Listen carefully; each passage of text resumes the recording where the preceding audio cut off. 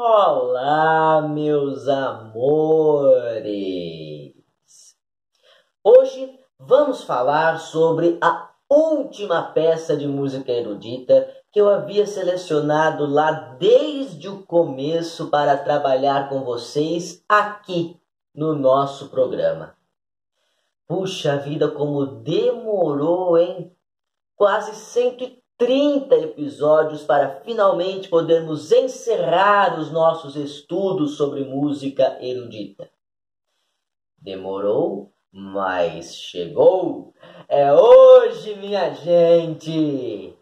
Vamos falar sobre uma canção da autoria de um compositor chamado Carl Orff, que nasceu no dia 10 de julho de 1895, na cidade de Munique, na Alemanha. Seu pai era militar de alta patente, e este cargo influenciou muito os primeiros estudos musicais da vida de Carl Orff, que se iniciaram logo desde a infância. As primeiras composições de Orff eram marchas militares, e seu pai, sendo ele comandante de um regimento, obrigava que a banda daquele regimento tocasse as composições de seu próprio filho. Olha só que coisa! Quando concluiu seus estudos básicos, Carl Orff começou seus estudos profissionais na área da música, na Academia de Música de Munique. Infelizmente, ele teve de abandonar estes estudos no ano de 1914, para lutar na Primeira Guerra Mundial. Quando a guerra acabou, Carl Orff voltou para sua cidade de Munique, mas antes passou por duas outras cidades onde trabalhou como membros das óperas locais. Estas eram as cidades de Mannheim e de Darmstadt. De volta a Munique, ele conclui seus estudos na área da música e ajuda a fundar sua própria escola musical, a Gunther School, uma escola que, além de música, ensinaria também ginástica e dança. Claro que Carl Orff comandaria a parte musical, não é? Ele não entendia nada nem de dança, nem de ginástica, de modo que ele seria ali o coordenador e também o professor da parte da música da Gunther School. Esta escola foi fundada em 1925 e foi importantíssima para os trabalhos do nosso compositor de hoje. Inclusive, até os dias atuais, mesmo depois de sua morte há tantos anos, Carl Orff é mais lembrado por seus trabalhos na pedagogia musical, ou seja, por suas teorias no ensino de música, do que por suas composições propriamente ditas. É verdade. Vocês acreditam? As teorias e pedagogias musicais de Carl Orff são estudadas até hoje por professores de música em cursos, sejam eles técnicos, universitários, seja o que for. Mas hoje nós não estamos aqui para falarmos das pedagogias musicais de Carl Orff. Estamos aqui para falar sobre o seu trabalho como compositor propriamente dito. Portanto, vamos direto para a nossa música de hoje. Uma cantata cênica composta no ano de 1935 e intitulada Carmina Burana. A mulher de quem? Carl Orff prefere classificar seu trabalho como cantata cênica e não como ópera, porque ele não criou esta composição pensando diretamente no palco, na representação de sua obra musical. Não, a obra não tem um libreto, não tem um roteiro a ser seguido, contando uma historinha, como acontece na maioria das óperas que nós conhecemos. Porém, o próprio conteúdo poético da música permite a exploração cênica deste objeto musical. Orff sabia disso e, portanto, não excluiu esta possibilidade, este potencial da nomenclatura que ele deu para sua obra. Cantata cênica. Uma cantata que pode ser apenas cantada, mas também pode ser representada. Vejam bem, eu disse para vocês que o título da nossa peça de hoje era Carmina Burana. Vocês devem imaginar que isto não é alemão. É mais parecido com italiano, não é? Mas também não é italiano. É latim. Sim, vejam só que coisa. Em português, a tradução de Carmina Burana quer dizer poemas bavarianos. Isto porque, para compor nossa peça de hoje, Carl Orff baseou-se numa coletânea de mais de 200 poemas medievais que foram encontrados por monges dentro de seu próprio monastério na cidade de Benedictborn, na Bavária. Estes poemas datavam do século XI, XII e XIII, portanto, da Idade Média, mas foram descobertos somente no ano de 1803. Tudo indica que estes poemas não foram compostos pela mesma pessoa, mas sim por autores completamente diferentes. Os principais indicadores disso são as diferenças de estilo e até mesmo as diferenças de idiomas. A maioria dos poemas está em latim, mas é possível encontrar alguns em velho francês, francês arcaico, que era falado na Idade Média, e até mesmo em alemão arcaico. Então vejam a diversidade, a riqueza cultural promovida por esta Carmina Burana, esta coleção de poemas bavarianos. Uau! O nosso compositor só descobriu a existência destes poemas em 1934. E ele ficou louco.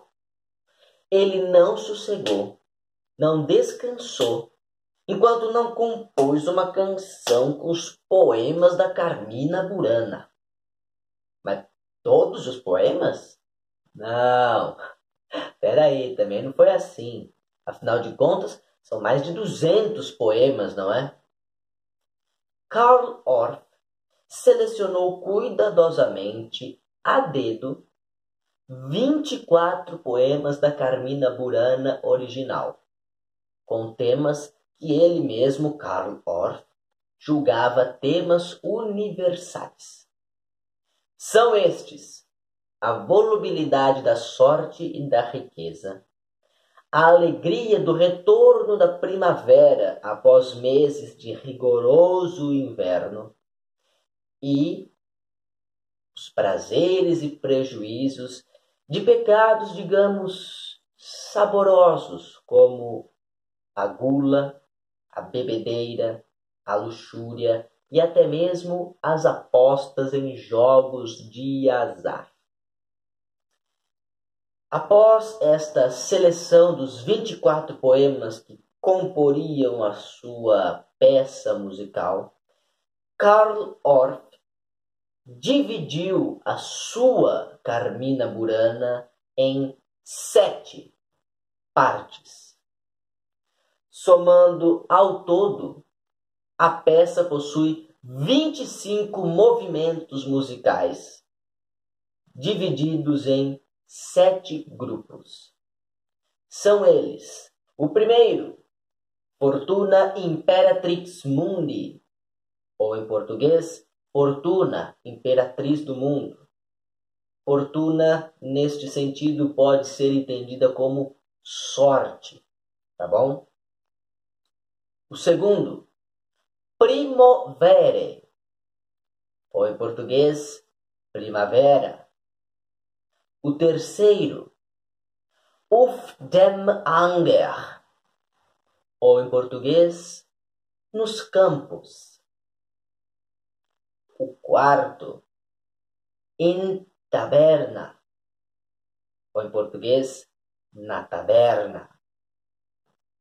O quinto, cœur d'amour, ou em português, coração de amores. O sexto, Banziflor e Helena, ou em português, Banziflor e Helena, que são personagens mitológicos. E por último, o sétimo repete o primeiro. Também se chama Fortuna Imperatrix Mundi, Fortuna Imperatriz do Mundo. Pelos títulos que eu fui dizendo aí para vocês, deu para perceber que Karl Orff mistura o latim, o alemão e até mesmo o francês, como acontecia de fato lá na Carmina Burana medieval, conforme eu já expliquei anteriormente, certo? Mas a canção mais famosa de toda esta composição Carmina Burana é o primeiro movimento do primeiro segmento desta canção. Dentro de Fortuna Imperatrix Mundi, que é o primeiro segmento da nossa peça musical, dentro dele, o primeiro movimento, ou seja, a primeira música que se toca quando uma orquestra, por exemplo, vai interpretar a Carmina Burana, é O Fortuna. Em português quer dizer ó fortuna, no sentido de ó sorte mesmo, como vocês podem deduzir. E esta é uma música que se repete lá no final, ela começa e termina a nossa peça musical de hoje. E é sobre ela que nós vamos falar agora. Em O Fortuna, estamos diante de um eu lírico que se considera um sem sorte. Ele não gosta da vida que leva e culpa a fortuna por causa disso. Ele vai dizer que a fortuna, ou seja, a sorte, é um ser terrível. É um ser que da mesma forma como pode te elevar lá em cima, feliz da vida, com todos os seus sonhos realizados, em um piscar de olhos também pode te levar lá para baixo, na mais profunda miséria, na mais profunda depressão. E mais do que isso, nosso lírico vai dizer que a fortuna faz tudo isso por prazer, porque se diverte em brincar com o destino dos homens. E desta forma, nosso lírico conclui o seu poema convocando toda a humanidade a chorar junto com ele, porque jamais um ser humano estará livre da crueldade de seu destino, da crueldade da fortuna. A estrutura deste poema, embora ele esteja escrito em latim, não segue a metrificação clássica dos poetas latinos. Não. Na verdade, o estilo métrico de O Fortuna, assim como grande parte dos poemas da Carmina Burana, segue um estilo chamado Fagatellieder, um estilo típico dos poetas goliardos. Eu já tinha ouvido essa palavra antes, goliardos, mas não me lembrava do significado. São membros do clero, pobres, que viviam entre os esfarrapados, entre os mendigos durante a Idade Média, e que compunham estes poemas sobre sua vida difícil, sobre seus vícios, seus azares, E eles tinham nessa poesia uma válvula de escape para a sua vida difícil, mas que antes havia sido boa. A maior parte desses goliardos eram egressos da faculdade, e na época as universidades pertenciam às igrejas. Então, podemos dizer que eles eram clérigos egressos da igreja, e por isso sofriam as consequências de seus atos. A música composta por Karl Orff é um coral e tem uma melodia bastante tensa, bastante carregada de negatividade, na minha opinião. Quando você ouve as primeiras notas de O Fortuna, você já se segura na cadeira assim, porque a impressão de que eu tenho que alguma coisa ruim vai acontecer. Juro, eu sempre fico com esse mau presságio, com esse mau pressentimento quando eu escuto O Fortuna de Karl Orff. Vou deixar aí embaixo na descrição do vídeo um link contendo uma versão de O Fortuna da Carmina Burana do nosso Karl Orff, para ver se vocês concordam comigo, se vocês também sentem esta mesma sensação.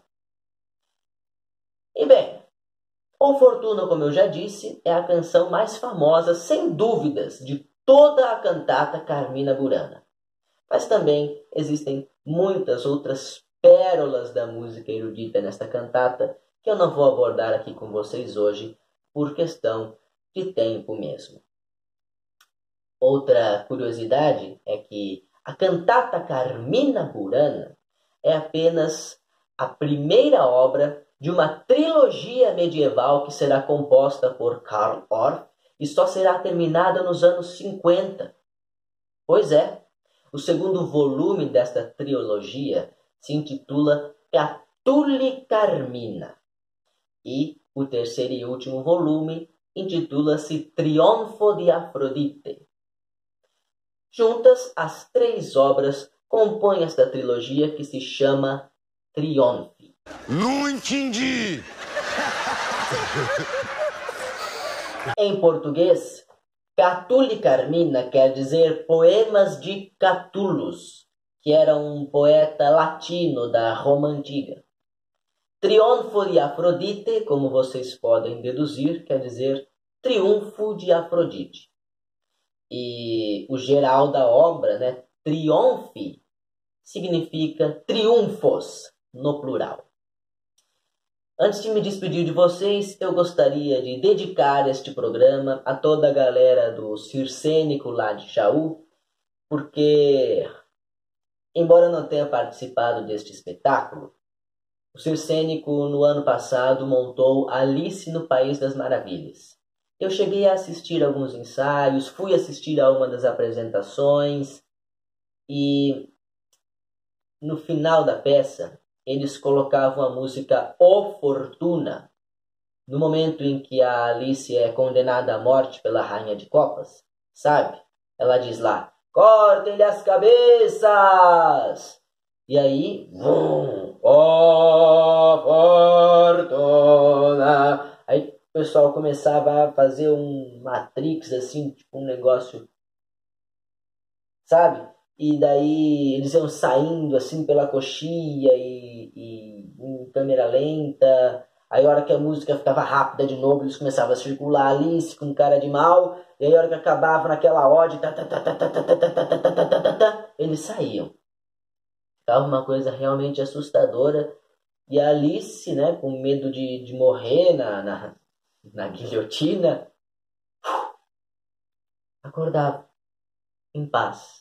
E aí vem uma outra música que eu nunca tinha ouvido na minha vida, que dizia: mas e se você fosse por ali, Alice, atrás do som desse tic-tac, alguma coisa assim, não vou lembrar direito se era isso, mas é muito bom a gente ouvir uma música e lembrar de alguém ou de um momento, como eu me lembro do espetáculo do Circênico quando ouço O Fortuna. Então, um abraço a todos e é assim que eu encerro o nosso programa de hoje, o último programa que falará sobre música erudita. Pelo menos o último que eu tenho planejado, né? Vai que eu descubro alguma nova aí pelo meio do caminho e resolvo colocar para vocês. É sempre uma surpresa. Mas, de acordo com o cronograma que eu havia estabelecido inicialmente, hoje encerramos os nossos estudos sobre música erudita, finalmente, com a Carmina Burana de Karl Orff, que veio a ser estreada nos palcos somente no ano de 1937. É verdade, embora a composição tenha ficado pronta em 1935, a estreia da Carmina Burana, interpretada por uma orquestra, aconteceu somente 2 anos depois. Ok? Então é isso, gente. Até semana que vem com música popular. Um abraço no coração de vocês, beijos na alma, lembranças de mim.